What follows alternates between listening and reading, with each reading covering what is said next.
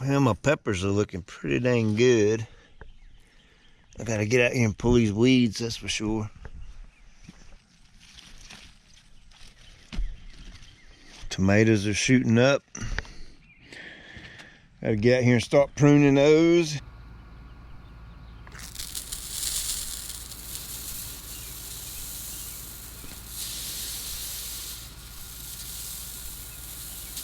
Hey there, it's Pete with GCI Turf. I hope you're having a great day.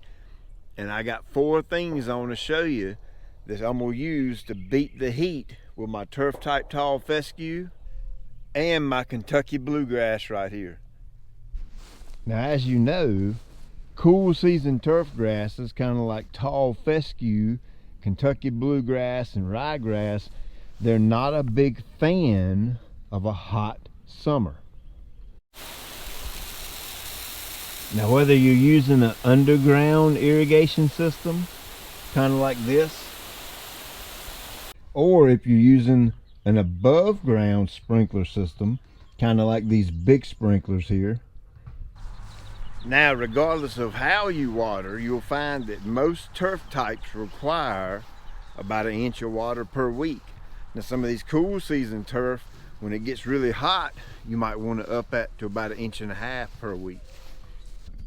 Now, the best way I've found to figure out how you're getting 1 inch of water is to set you out a few measuring cups or an empty tuna can, run your zones for about 30 minutes, and then come out and measure how much water you have. Simple math will then tell you how long you have to run your irrigation per zone to give it 1 inch of water per week. Now, whether you can or can't water, that's okay, because I've got 3 other ways that I like to beat the heat. One is my Mowing Height with tall fescue. I like to be at 4 to 4.5 inches going into the summer, meaning don't wait too late to raise your deck. I see so many times people cut around 3.5 inches or 3 inches too short, and then they wait too late. They get into the heat of summer. The turf won't grow anymore because it's under heat stress, and they can't get their blades up to that 4 to 4.5 inch mark. Always start that early in the spring so that when summer comes, you're already at the correct height. Now, I found that most of the time what the setting on the mower says does not equal the height of the actual blade off the ground. So be sure and always check that with a ruler. Now, the third thing is the way you fertilize, okay? Calcium is often overlooked. It's a big part, plays a big role in turf grass, right? It's kind of like milk for your body. You know, milk makes your bones big and strong and tough. Well, calcium works kind of the same way in the turf grass. One of the key roles that calcium plays is strengthening the cell walls inside of the plant.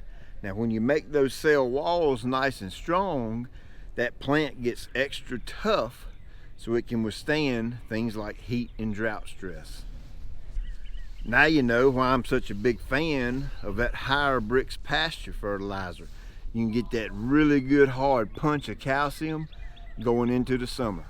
So the fourth thing I've been doing for years is using Natural Adjuvant. Okay, now not only do you get to use lower rates in herbicides and fungicides and things like that, which is pretty cool in itself, it also limits the transpiration process in your turf by up to 50%. Now, what the heck are you talking about, dude? Transpiration. All right, so I know you remember back in school when they taught us about osmosis, right? That's kind of what happens when it rains. Water goes in the ground. The plant absorbs that water, right? Well, there's something else that happens. It's called transpiration. That's when on the leaf blades, the stomata open and close and evaporate that water out of the plant back into the atmosphere. So when you consistently use the Natural Adjuvant, that's going to limit that process by about 50%. telling your turf to retain 50% more water than it typically would. Well, there you go. I hope this has helped. Now I want to make it clear you'll never ever be able to replace proper watering and proper mowing. And even after you do those two things right, sometimes you have to go a little overboard to make sure your turf grass can handle that hot heat. Now that's where a fertilizer with a good shot of calcium and the natural adjuvant come into play. I'll link both of those up in the description. If you want to check them out, they're there. So hey, if you're new, be sure and like and subscribe and tell all your buddies.